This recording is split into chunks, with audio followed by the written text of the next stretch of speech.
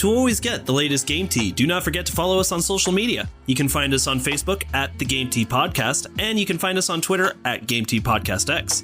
We post memes, gaming news, retweet friends of the pod, and of course let you know when new episodes are available for your listening pleasure.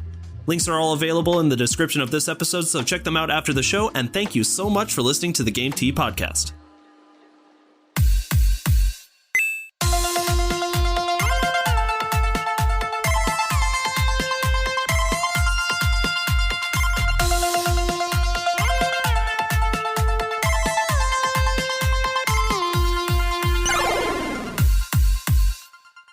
Hello, everybody, and welcome to another episode of the Game Tea Podcast. My name is JP. I'm Peaches. And I'm Czar. Boys, how's it going today? Dude, we are rolling. I'm psyched to be back. I mean, it feels like it's been forever, but it's only been about a week. I know, right? Ooh, fun fact for you fine gents and listeners out there. We are recording this today on February 15th, which is actually a very special day for the Game Tea Podcast. It is our birthday! Yay! It is our birthday. The first episode, Blizzard Mayhem, was uploaded a year ago today. Boys, congrats. Congrats all around. Pats on the back. Congrats all around. Good job to me. I was here the whole time. We don't even have to go. Don't go fact check that. It's just been true. Listen, you may not have been a host the whole time, but you were definitely a critic. I was a constructive critic, though. That's fair. Yeah, that's not what I'm saying. We have yet to get our first just like, go fuck yourselves, I hate you. I'm really looking forward to that day. It's coming. Yeah, just no criticism, no rhyme or reason, just hate. That's how you know you've made it. 0 out of 10. Yeah, I'm really looking forward to that day. You know, we'll be real once we get listed on IMDb. That's true. No, scratch what I said. That's how you know you made it. No, our own Wikipedia page. Ooh. None of us can make it, though. That's the rule. Yeah, we can't make it. Somebody else has to make our Wikipedia page. Somebody make it. Yeah, wink, wink to all our listeners. Nobody make us a Wikipedia page. Oh, I would be so mad. Watch it be our one French listener. It's just all like, God, I can't read it. It's in French. It's in French. Google Translate. And then it's just like, these guys suck. 0 out of 10. I ironically listen to the Game Tea Podcast. Anyway, yes, it is the Game Tea Podcast's birthday. Today's going to be a regular episode, but we got a special something coming up for our anniversary. We got some gears grinding in the works. There's something cooking. We're smart. Anyway, Czar, do itinerary. You haven't done itinerary in a while. All right. So we got 3 articles on the docket today, plus, do we have anything at the bottom? Any hot takes or game releases? Yeah, we got a quick take. All right, we got a quick take after these 3 articles. So first on the docket, we have PS5 controllers do be drifting, though. Damn it. Kingdom Hearts coming to PC, and CD Projekt Red keeps making headlines. CD Projekt Red. It's like, no, please stop. Not again. Not another thing. We're sorry. All right. So I believe this first article belongs to me. What you boys say? Should we get going? Let's go. Let's roll it. All right. First article is coming to us from GameSpot.com. Author Haley Williams. Like Paramore? Wait, Haley Williams? Yeah, shout out to Haley Williams from Paramore. Thanks for, doing some side work. Shout out to Haley Williams. I love Haley Williams. Yeah, no, she's good. Though she definitely does not need our shout out.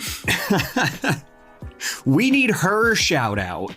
Yeah, give us shouts out. Shout outs, whatever. Anyway. Yeah. All right, the PlayStation 5's DualSense could lead to lawsuit over drifting issues. Oof, where have I heard this before? Nintendo.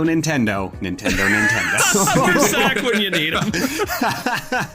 All right, let's take a look reading straight from the article, it looks like the PS5's DualSense is the latest gaming controller facing the irritating problem of drift, where controllers register joystick movement without the player touching them. While it's unclear how widespread the problem is, gamers looking to get defective controllers fixed are being faced with long wait times and extra shipping charges. As reported by Kotaku, gamers are starting to post stories and videos online of their controllers drifting, as well as anecdotes about their experiences trying to get them fixed or replaced through Sony. The GameFAQs forum shows at least 9 different threads by users experiencing drift in their new PlayStation 5 controllers. Alright, so, I can't see you, but show of hands, who's surprised?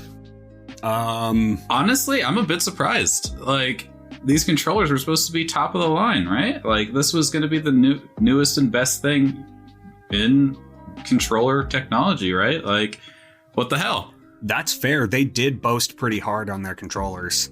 So I think here's the key to this article. There's like a few different points that I wanted to go over. First of all, they make it very clear with that very first paragraph. Quote unquote, while it's unclear how widespread the problem is, gamers looking to get defective controllers fixed are being faced with long wait times and extra shipping charges. Now, we'll get to the second part of that in a second, but I think the thing to make clear is there's been about 5 million PlayStation 5s sold so far, at least for my last count, which could be totally off by now. And 4 million of those went to the scalpers. Yeah, no joke, right? I was about to say, how many of those are actually being tested right now? Yeah. Like, it's unclear how widespread it is because most of them are sitting in like a warehouse somewhere being extorted for like $1,000. Fair, that's a fair point. Most of them probably haven't even left their boxes yet. So honestly, that's a really good counterpoint to what I was going to say. But, and it's just like, it's so hard to attest to how big of a problem this is at the moment, right? Because it's like, okay, so there's been 9 different threads by users experiencing drift in their new PlayStation 5 controllers. Now, any sort of drift whatsoever is unacceptable, but I mean, isn't there kind of a standard deviation for like, you know, consoles produced versus those who like have some kind of error? I know it's not an excuse, I'm just saying. When I bought my PlayStation 4 Pro, I actually had to return it because it didn't work and get a new one. So I don't know if that's indicative of some type of problem with PlayStation or not, but it's like, this is the first time I'm hearing about this in like the 3 months the PlayStation's been available, so I don't know how big of an issue this is, to be honest with you, and it seems like they don't really know either. I think we'll probably find out how big of an issue this is once more people get their hands on a PlayStation, but honestly, the fact that this is already being reported, maybe it's not indicative of a bigger problem, and maybe it's just being reported because it's kind of like the first big problem people have started noticing with the PlayStation 5. Yeah. But, and that's not to say that the PlayStation 5 didn't have issues. You remember when it would brick if you tried to put it in rest mode? Ha! You know, so in no way am I defending PlayStation in that regards. I'm just saying, like, we don't actually know how big of an issue this is yet. So, because I don't want people to hear this and go, well, maybe I should wait a while to get the PlayStation 5. No, maybe they should get an Xbox. Yeah, there it is. There it is. Please do not blow your vape smoke into the Xbox. Anyway, PSA. All right, now here's the part in my mind that's unforgivable. So if there really is a lot of these people, which we don't know, they've been having issues getting through Sony with their, you know, not human resources, but their like customer service department to try and actually get this problem fixed. I read a little bit more into this article, and to basically sum it up, you know, all of these people who are trying to get these issues fixed with Sony and their controllers are, one, having a really hard time convincing them to get their controllers, sent in and fixed in the first place. And even when they're like, okay, send in your controller, apparently the person who has the faulty controller, just bought a faulty controller, is having to pay for shipping. I think that is 100% bullshit. Yeah, definitely. I mean, if your product is getting fucked up right now, like you gotta pay it forward, right? Take care of shipping and fix it, send it back to them. Exactly. When I had my Xbox 360 like red ring 4 times, I didn't pay for shipping once. It's same. You know, like every time you shouldn't. They just yeah, exactly. That's just the way it should work. Sony needs to take the L on that, and they're just not doing that. So funnily enough, we have another classic example of this happening. So what I think is funny here is that a law firm is planning on filing a class action lawsuit against Sony. Can anybody raise their hand and tell me another company that they sued for this same thing? Nintendo. Nintendo! It's the same company that sued Nintendo for the same freaking thing. These people are sharks. Damn. Oh my god. Yeah, but, you know, I would rather them be sharks, like, at least kind of looking out for the retail consumer than, you know, sharks just trying to exploit, you know. Well, let's get one thing straight. They're trying to exploit the system, and a byproduct of that is they're inadvertently helping gamers. Let's be honest here. I'll take the points for them accidentally helping, or just by virtue of what they're doing, helping gamers out. Like, I'm cool with that. Me too. But I mean, it's one thing to, you know, get a defective controller, you send it in. I mean, okay, maybe you have to pay for shipping. That is kind of, you can look past that a little bit in circumstances. But when you have to fight tooth and nail just to prove that you didn't do anything to the controller and it was their fault, I mean, where else are you going to go but a lawsuit? Like, if you run out of options, then you're going to have to make them pay attention somehow. And so they might actually have a leg to stand on with this. Yeah, and actually, who better than, like, the person that has experience suing Nintendo? Right? Yeah, right. They just did the same thing a few months ago. You know, maybe I could have been too harsh in judging them right off the bat. You know, maybe it just so happens that they've gotten two of these cases back to back. Because, I mean, what did they do before this? I don't know. Okay, so when Nintendo got sued for basically the same exact thing, the way they compensated people is they are doing indefinite free repairs for the Joy-Con drift. Funny story, it actually happened to my Joy-Cons and I had to have them sent in and I got the repair for free. So yeah, it's happening to mine right now too. I've noticed it. Yep. I've got some mad drift on my Joy-Cons. Yep. So it's it's actually a huge problem with the Joy-Cons, and because of that, Nintendo's doing indefinite free repairs, meaning, like, you know, they took the L big time on that. If you say you have a Joy-Con issue, whether or not they can prove it was you and wear and tear, they're just like, send them in, we'll fix them. We just don't want to deal with it. See, and that's not grounds to sue on.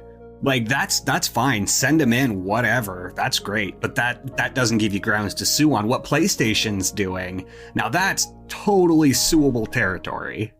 Oh, yeah, 100%. The point I was trying to make is that, you know, that is what Nintendo's response was after they had the lawsuit.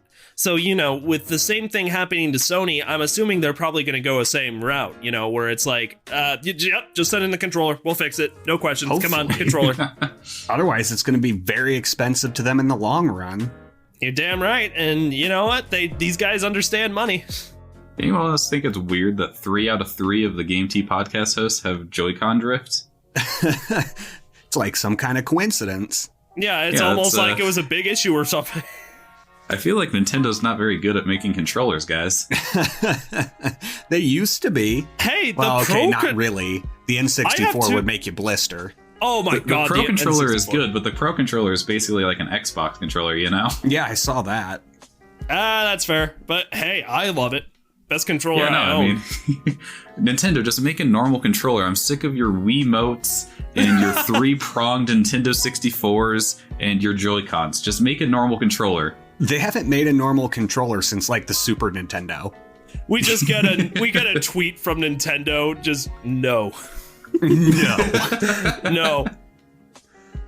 All right, that's pretty much all I really have to say about that. I mean, like, I think that, you know, this is something that needed to be said, but again, we don't actually understand how big of an issue this really is going to be. I don't think it's going to be to the extent that, you know, the Joy-Con drift was at, but if this is a bigger issue that we're seeing emerge now, I mean, you're damn right. Sony's going to make this right with the gamers, especially after getting sued. So, yeah, here's hoping. Yeah. Here's hoping. All right. What do we got next? All right. Well, our next article comes to us from a tweet directly from Epic Games. And apparently, they're bringing the Kingdom Hearts franchise to the PC for the first time ever. Oh, yeah. I did not see that coming. I'm going to be honest with you. Yeah, no. The entire franchise, who the hell could have guessed? Right? Yeah. That's so cool, though. Now everybody, virtually everybody, except for Nintendo fans, get to experience the magic that is Kingdom Hearts. Oh, Nintendo. When you walk away. And unfortunately, as a brief tangent, I don't think we'll ever see Sora in Kingdom Hearts because... Sora and Smash, you mean? Or yes, Sora. God, Sora's already in Kingdom Hearts. Yeah, we're never going to see Sora and Smash because Square Enix doesn't like Sora's representation without Disney characters. And for there to be Disney characters, Disney has to own Nintendo. Don't give them any ideas. Yeah. But I digress. It's sad news. Anyway, yay, PC gets Kingdom Hearts, but not for a reasonable price. Oh, really? Yeah, so just as a rundown from Epic Game Store, these are all dropping on PC March 30th, so be on the lookout for that date. Kingdom Hearts 1.5 plus 2.5 Remix, $49.99 American. Okay. Kingdom Hearts 2.8 Final Chapter Prologue, $59.99 American. Kingdom Hearts 3 plus Remind, not the additional DLC that came after that, $59.99 American. And finally, Kingdom Hearts Melody of Memories, the latest game in the franchise, $59.99 American. God damn, dude. That is just... I don't see where the surprise is. Extortion. I don't see where the surprise is there, to be honest. That's exactly how much I spent on all of those games on the PlayStation 4 when they became available. Yeah, like 3 years ago. Yeah, I mean, come on. Yeah, okay, that's fair. But every time something like this happens, it always does start out at full price. So, like, if you're one of those weird people that really wanted to get into Kingdom Hearts but didn't own a PlayStation, because, I mean, that's who Kingdom Hearts is for, let's be honest. I mean, just give it a little while for these to go down in price. Okay. They just shouldn't be starting at this price. I mean, the games are old. There's no indication that they've done anything to change them. You can't be charging nearly a full price game like value for this. Come on. Exactly. And so to back this up, directly under the main tweet, someone named Alex commented, okay, but what's with these prices? Melody of Memory, I can somewhat understand. I actually disagree with that. But anyway, back to the quote. But the rest? You can give the all-in-one package right now on PlayStation Network for $25. Xbox Game Pass has the entire series for $10 a month, and you can even buy them pre-owned for $20 to $30, and that would still even be cheaper. So, like, you can find this nearly anywhere. He does have a point. In my opinion, Kingdom Hearts 1.5 and 2.5 Remix, they added a substantial amount to both of those games, and that is relatively recent. That came out like a couple years ago, like maybe at most 3 years ago. I think $50 for that is fair. Kingdom Hearts 2.8 Final Chapter Prologue, I agree. $60 is ridiculous considering you get a 10-hour story with Aqua and like a little bit of extra, like this weird ass like story of what even happened way back in the day with Kingdom Hearts. Yeah, that one I completely agree on. It's mostly just cutscenes. Like, there's very little gameplay in that package. Kingdom Hearts 3 just came out a couple of years ago, and with the $60 price tag, you get the Remind DLC. So I'm okay with that one being $60 too. And I also agree with Melody of Memory. There's no reason why that has to be $60. That's ridiculous. It's a rhythm game. Let me ask you this question, Czar. When you were playing Kingdom Hearts 2, what's the worst world to go to? The fucking under the sea Atlantica. Why? Yes, why? Because I have to sit there for 5 minutes and repeatedly push the X button in rhythm. Now, what if I told you that they made that an entire Kingdom Hearts game just so you can find out what the hell happened to Kairi? I'll take card-based combat. Oh, Chain of Memories was so awful. I'll take that over Melody of Memories. Anything with memories in the title, stay the hell away from. Yeah, no kidding. Because that just means that you get to recap on the previous experiences. Just play those games. You don't need the stupid memory games. No, you're 100% right. And Peaches, what's your interest in Kingdom Hearts? Any? I mean, so I played Kingdom Hearts 1 when it first came out, like back on like PS2. I barely got to play Kingdom Hearts 2. I think I only got to play it like when I went to a friend's house or something. And then like Kingdom Hearts 3, it took forever to come out. I didn't even realize they were still making Kingdom Hearts games in between there. If you can call them games. So this is not the complete list. There's several games that are not here. Yeah. Well, most of them reside in the 2.8 and 1.5, 2.5. Those are like the DS and PSP games. Right. Well, and like I told JP a long time ago, I don't think Kingdom Hearts is that good of a game series. I cannot get into Kingdom Hearts 3. I gave it like, I want to say like 7 to 8 hours, and I was just like, this is not fun. Maybe we can find some ingredients here. This looks like a good spot to find some ingredients. These are all valid points. I've said it before, Kingdom Hearts is the one series that I'm super into, where if you're not into it, I 100% understand. I get it. It's not for everybody. That's fair. Well, like, and sometimes, like, the story can, like, make up for, like, a lack of gameplay, but the story makes no sense, even to people who've played every single game. Fair. It's true. I mean, when you look at it from an overall arch, it's just good versus evil, but not necessarily either of them are actually evil. And yeah, that's basically the synopsis. So to summarize all of that, I agree with that guy a little bit on some of the games, but like I can justify the price on a couple more of those. If you're someone who owns a PC and really wants to play these games, just wait for it to go on sale. And the other thing I wanted to bring up is this is the second time. Technically, this is no longer a PlayStation exclusive, but for a while, Kingdom Hearts was a PlayStation exclusive. But that would technically make this the second time we've seen a PlayStation exclusive come to PC. The first one being Horizon Zero Dawn. I actually don't know. Horizon Zero Dawn. Thank you. The one I was gonna say Aloy before I could remember Horizon Zero Dawn. I'm like.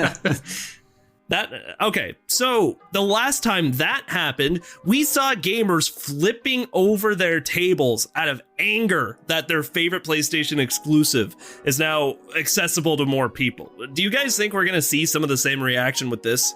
Oh, no. Dude, I hope so. I loved seeing those PlayStation fanboys lose their fucking minds over one of those precious exclusives coming to PC. And I had already played it on PS4. But, oh god, do I just love it when they lose their shit over nothing. What about you, Czar? I'm in the same boat as Peaches. I want to see people flip their tables and like bash their PlayStations with hammers in protests of this. But I mean, yeah. Kingdom Hearts has already been on Xbox for like 3 years now, and it definitely, with Kingdom Hearts 3, shot to many other people. I'm honestly surprised that since it was on Xbox so long ago, that it took this long for PC to get it. But I guess it makes sense with Epic being the one to sell it. Fair point. I still think it's absolutely outrageous for the pricing on these games. They should be much lower, like maybe $40 to $50 for each one, but definitely not full price. You cannot charge $60 for a rhythm game, interactive cutscenes, and, you know, a game that's already been out for 3 years. Did you mean all Kingdom Hearts games? Well, I mean, I guess that's fair. I say begrudgingly as a Kingdom Hearts fan. Look, I'm just saying, any PlayStation fans, if you really want to stick it to us, go destroy your own property. That'll really teach everybody a lesson. Ooh, that'll and show then record us. It. Because that'll really teach us. Definitely record it. Yep. If you don't record it, doesn't count. Pixar didn't happen. Oh, Czar, anything else you wanted to add to that? No. That's all I got. Alrighty. Ches, what's in the news for you? Yeah, let's move on to this next thing. CD Projekt Red is just getting railed in the headlines. My God. These guys can't catch a break, man. Time. Yeah, I mean, it's partially on them, but this one really isn't their fault. So this article comes to us from John Porter at The Verge. Cyberpunk 2077 Studios hacked data has reportedly been sold. Lols. Oops. Yeah. Well, hold on. We'll get into that. So hackers reportedly sold the game source code from Cyberpunk 2077 and The Witcher 3 studio CD Projekt Red. Cybersecurity firm Kella released screenshots of a post on the hacking forum Exploit allegedly posted by the attackers saying that they've received an offer for the data from outside the forum. They added that they ended the auction at the request of the buyer, and cybersecurity Twitter account VX Underground subsequently confirmed that the auction had been closed. So CD Projekt Red got their shit hacked, and the source code for their games, Gwent, the card game from The Witcher 3, an unreleased version of The Witcher 3 that was like, I think with ray tracing, and Cyberpunk 2077.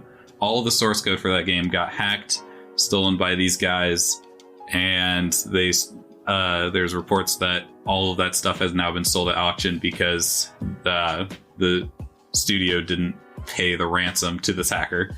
Whoa. And they put out a little statement, letting their employees know that that you just don't lose your identity. Mm-hmm. You don't want to do that. That's bad news. Didn't personnel files get leaked too? There's no information on if the personnel files have been leaked, as far as we know. But CD Projekt Red was trying to get ahead of it, saying just in case there is the chance that they got into your personal information, contact us and we'll help you out. That's fair. That sucks, though. Holy shit. Yeah.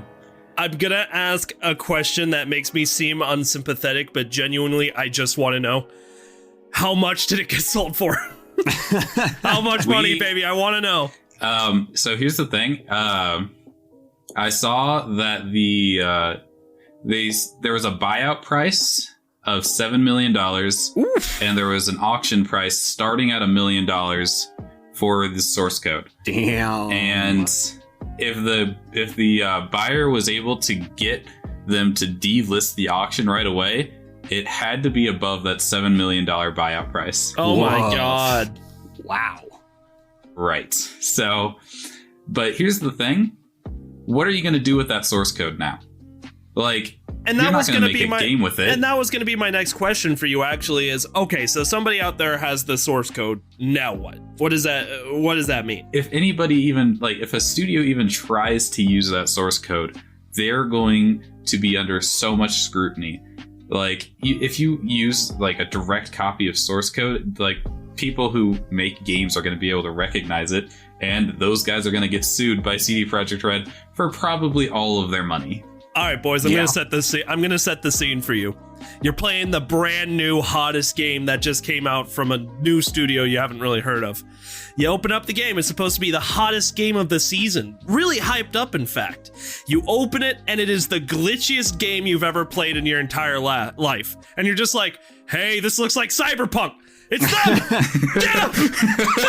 Get him!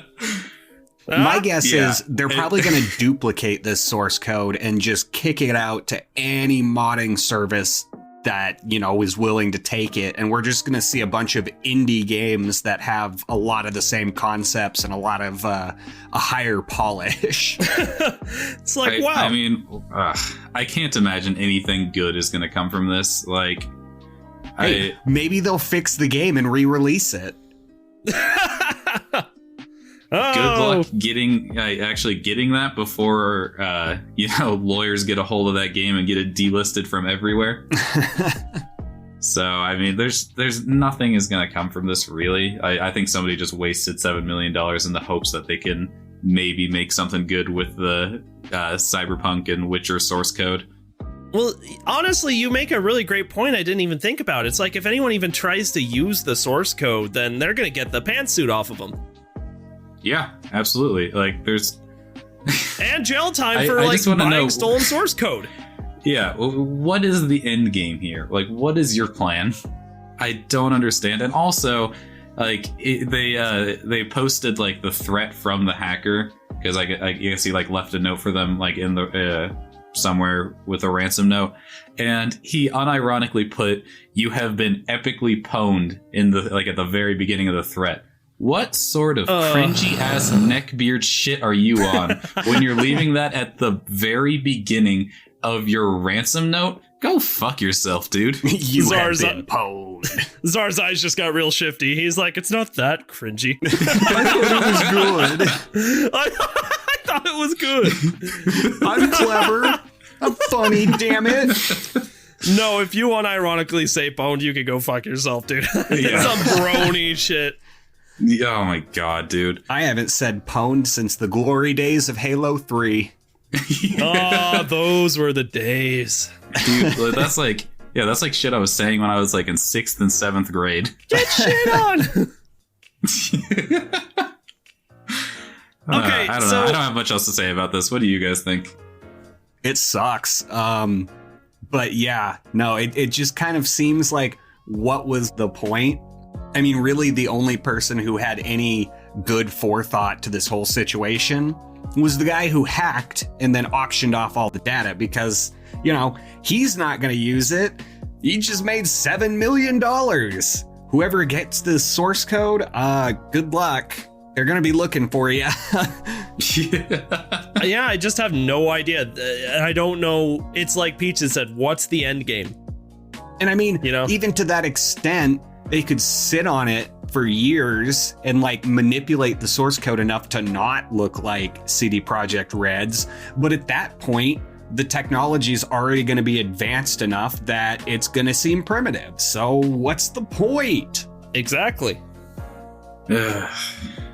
I'm not super sympathetic to CD Projekt Red here, but I'm definitely not sympathetic to the hacker here. Like, You got pwned. you guys, you're not doing this to like be some sort of hero, you know, like this is what you get for releasing a game that wasn't finished. No, he's just trying to make a quick buck, you know, exploiting a big company. But like, he's putting regular like working class people at risk here.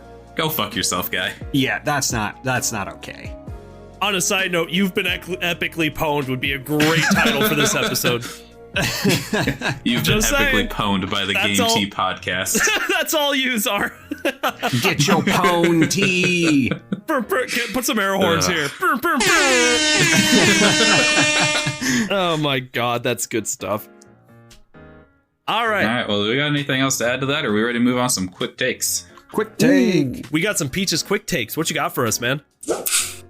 My guys, we got Jack Black playing Claptrap in the Borderlands movie. What the No fuck? way. I heard about this. I'm really happy. I'm really happy. I don't think Jack Black's voice fits that well, if I'm being honest. I just really love Jack Black. Yeah, I can't see it with how nasally and whiny Claptrap is. I don't see Jack Black as that, but I mean, hey, look I at Jack think Black and Jumanji, though. I think he might be able to pull it off. that's true. I mean, Jack Black definitely does have the humor to be Claptrap and like the randomness to be Claptrap. So I think that could be great. I love Jack Black, full disclosure. See, Me too. That's the thing, is like, I don't think the voice matches, but I think you can get over that relatively quickly when you see how unbelievably funny it's going to be. Yeah, absolutely. I think this will be fine casting, and I think they'll make it work really well. And I don't know. I mean, this is probably like a few years down the road, but I'll be keeping an eye out for this because this is interesting now. Yeah, they've been talking about the Borderlands movie for about 2 years now, and I think last year they got cleared and the funding to make the movie. But yeah, I'm sure it'll be like 2023 before we even see a trailer. Yeah, I mean, it's building some hype. I think they got some other stars in it, but I could not tell you who they are off the top of my head. I'll There's go a lot see of it, man. internet speculation, like Dwayne Johnson should play Brick, and I don't know who else should play Don the Cheadle others. as Roland. Yeah, Don Cheadle as Roland. Oh, if they got Don, I'd lose my mind if they got Don Cheadle as Roland. But yeah. And they put somebody as Lilith. I don't remember who it was, but I was like, that's actually a pretty good fit. Yeah, it was a big actor who they got to play as Lilith, but I have no idea who it is. Mystery actress playing Lilith, but she's good. Trust us. She's source. Dude, trust us. All right, ready to move on to the last quick take. It's also kind of related to film/television, same realm. I'm actually really excited for this one. What do you got? Pedro Pascal is playing Joel from The Last of Us in the HBO Last of Us series. That's really cool too. The Mandalorian, bro. Heck yeah. Oh, he was also in Game of Thrones. Come on, he's not just the Mandalorian. I only made it to season 2. Wait, hold up. What? I only made it to season 2 of Game of Thrones. I couldn't keep track of the characters, and then I lost HBO. I'm going to yell at you off podcast, but we're going to stay on topic here for this right now. I mean, it's kind of hard to imagine. I mean, like, Pedro Pascal is Joel. I mean, like, what, he's going to get, like, some estranged child and, you know, become, like, its father, trying to take them where they belong? That just doesn't sound right. We've never seen that before. Wait, can you say typecasted? It's a good position to be in, if you ask me. I mean, Father of the Year. You know what I'm saying? Mandalorian and next Joel.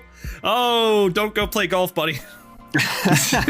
That joke was in bad taste. A little bit. Nah, I'm sure it's fine. Joke was in bad taste. Well, this is exciting. Honestly, as a big The Last of Us fan, I think that's a really good pick, honestly. First of all, I'm not a huge Pedro Pascal fan. I loved his work in The Mandalorian, but I know that, like, he's getting really big in Hollywood right now, and I know that he's going to be able to pull off this role really well. Yeah, and I mean, funny what Star Wars does to your career. Yeah. And I mean, if it wasn't going to be Pedro Pascal, that's the thing, is, like, who else would it be? Hugh Jackman. There are a lot of like fan cast predictions, but I think this one is fine. Like, there are a lot of people who could have done this. I think this one is good. Honestly, I kind of would have liked to see oh my gosh, I can't remember his name right now. Jim from The Office. Oh, yeah, John Krasinski or something? Yeah, John Krasinski. That's he's right. Actually, I think really after good seeing actor. him in A Quiet Place, I could totally see him pulling this off. Oh, also, yeah. But Pedro Pascal is also good. That's fair. That would have been a really solid pick too, actually. Jason Bateman may have been a good role too, especially with his role from Ozark. Okay. I could kind of see that. Yeah. That or the guy who played Dexter. Ooh, all right, so are we gonna like fan cast the entire Last of Us series, or yeah, let's do it. Much. Yeah. Dwayne The Rock Johnson as Ellie. Oh my God, is that Vin Diesel? Yeah, if you want the set to get a lot creepier, go ahead and get Vin Diesel on there. I mean, he's in Ark now. Oh yeah, geez. I forgot about that. Watching the cavemen, like, is that Vin Diesel? Oh my God, that's Vin Diesel. Is that Vin Diesel? What are you doing here, bud? Isn't there a car somewhere that needs a tune-up? Or somebody needs babysat? Ooh, that's a throwback reference. Dude, The pacifier. A pacifier. I've watched that movie a lot of times when I was younger. That goddamn duck, man. All right, boys. What do you say we move on to hype up? Wait, we don't have any games. Where's all the game releases? Yeah. Oh shit! Oh no! It's just a guy shrugging. It's just the shrugging emoji. That's gonna be a nah from me, dog. There's really nothing, huh? Wow, that's the first time that's ever happened. Persona 5 Strikers, but other than that, yeah, I mean, do you want to go back to last week? I don't want to talk about that, so. Yeah, I mean, I think just today, like as of recording this, Super Seducer 3, The Final Seduction came out, but... Oh, thank God. Oh, thank God. Yeah. For a second, I thought nothing important was coming out. Yeah, I mean, other than Persona 5 Strikers, I think we got nothing. Well, I mean, while we've got nothing, Czar, have you been able to play Super Mario 3D World yet? No, I've actually been trudging through Odyssey. in hype to play 3D World. I still need to pick it up. It's so hard to shill out $60 $60. It's so hard to shell out $60 whole dollars for a Mario game. Dude, I feel you, but like I said, I pre-ordered mine, but I need to beat Hades before I start it up. Well, I'm having a lot of fun with Odyssey. It is not at all what I thought. I thought it was a totally big joke of a Mario game, and now that I play it, I'm like, Odyssey's actually pretty freaking good. Odyssey is simply outstanding. I also didn't care for Mario Odyssey, but that's all right. How many moons are in this game? Because I'm up to like 300. I think that's like a third of the way there. Jeebus! All right.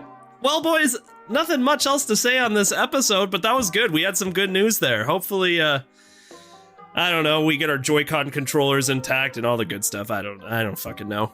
I don't know how to wrap up an episode without talking about game releases. I'm so lost. You know what? Just abrupt ending. I'm out of here, boys. Bye. Abrupt ending. Bye. I like how it's on the script. It's upcoming game releases, shrug emoji, and then hype up one upcoming game. You literally wrote, "That's gonna be a nod from me, dog. LOLs me too." I didn't do the second one. I did the first one. Ooh, that was me. I wasn't talking to myself in the script. No, I typed lols me too. Damn it, Czar. Okay. Oh, that's fucking funny. All right. I think that is going to do it for this episode of the Game Tea podcast. On Saturday, we are doing another episode of Answering Gaming's Biggest Questions, PC Gamer Edition. It's going to be a great episode, so make sure you all check us out on Saturday. And in the meantime, thank you all so much for listening to the Game Tea podcast. We will see you in the next episode. You just got your Game Tea. Later. If you like what you heard today and you're looking for more ways to get your Game Tea fix, check us out on Patreon. With bronze, silver, and gold tiers starting at $2 a month, there are several incredible rewards you can receive for supporting the show, such as a follow from us on Twitter, access to a monthly Q&A session, an invitation to our private Discord server, and even bonus episodes of the podcast only accessible to patrons. Your donations will be used to make the show even better.